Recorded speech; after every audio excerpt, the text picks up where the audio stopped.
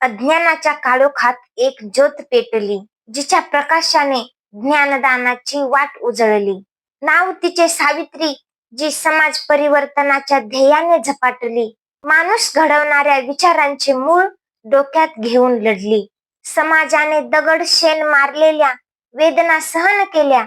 मानसिक छळ आणि अपमानाच्या पायऱ्या शांतपणे चढल्या. भिडेवाड्यात शाळा उघडून इतिहास घडवला. ज्योतिबांच्या क्रांतिकारी विचारांसोबत अत्याचाराचा गळा गोठला.